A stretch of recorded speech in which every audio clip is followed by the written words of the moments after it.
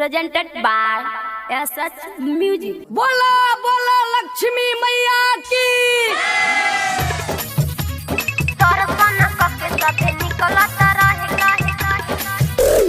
DJ Ganesh, DJ Ganesh,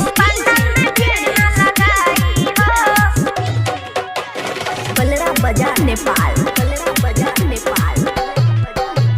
Lakshmi पूजा के बाटे मूर्ति रखाइल, गाँव गाँव घूम के बचंदा कटाइल, गाँव गाँव घूम के बचंदा कटाइल। लक्ष्मी पूजा के बाटे मूर्ति रखाइल, गाँव गाँव घूम के बचंदा कटाइल। प्रसाद मिली सबका केहि जा, केहू न सोरे मचाई हो। दर्शन करके सभे निकलत रहे, केहू पंडाल में भीड़ न लगाई हो। दर्शन करके सभे निकलत रहे, केहू पंडाल में भीड़ न लगाई हो। DJ Ganesh, DJ Ganesh, पंडाल में भीड़ न लगाई हो। बलरा बाजार नेपाल, मैया की। दर्शन करके सभे निकलत रहे, चारू कोने चार गो रखाइल बा कलशा। मैया पुरई है सब कर ललसा, मैया पुरई है सब कर ललसा।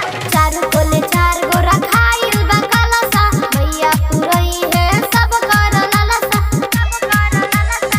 अनधन पाई सगरो जे, आज सिरा बाजे झुकाई हो। दर्शन करके सभे निकलत रहे, केहू पंडाल में भीड़ न लगाई हो। दर्शन करके सभे निकलत रहे, केहू पंडाल में भीड़ न लगाई हो। DJ Ganesh, DJ Ganesh, बोला बोला लक्ष्मी मैया की। बलरा बाजार नेपाल, बलरा बाजार नेपाल।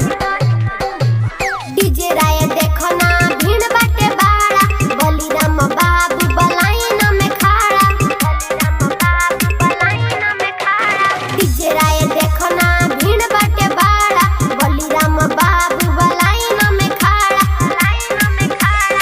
पान सुपारी गुलाब गुलाब से पसुरी ला चढ़ाई हो। दर्शन करके सभे निकलत